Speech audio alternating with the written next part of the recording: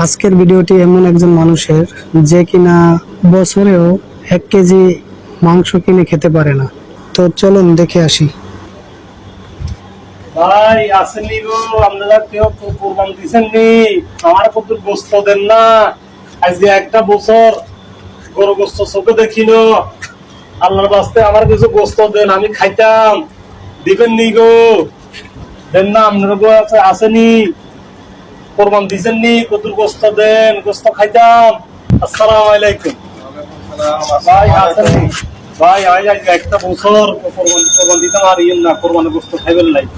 আল্লাহর বাস্তে আমার যদি কোরবানি গোস্ত দিতেন, এই যে 1 বছর খাই না কোরবানি গোস্ত নিতে আশা লাগলো না। আরেকটু সকালবেলা ভাই গোস্ত ভাই দেরি হয়ে গেছে ভাই, কি তো দেখি রুমে যদি খানিক থাকে আপনার ভাগ্যে ভালো করে পাবেন। দেন না ভাই, আর দেখি আসে নাকি রুমে, আমি দেখি আপনি ওখানে থাকেন না।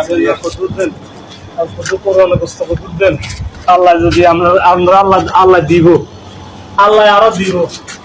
গোস্ত তো বেশি না ভাই, অল্প একটা টোপলা আছে, ছোট টোপলা। এই টোপলাটা আপনার ভাগ্যের জন্য আসিল, আপনি পাইলেন।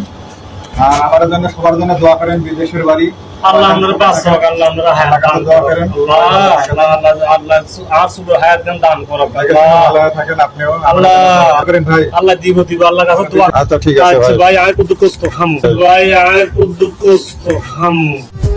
এরকমও হাজার হাজার মানুষ রয়েছে যারা কিনা বছর ঘুরে বছর আসলেও এক টুকরো মাংস চোখে দেখে না।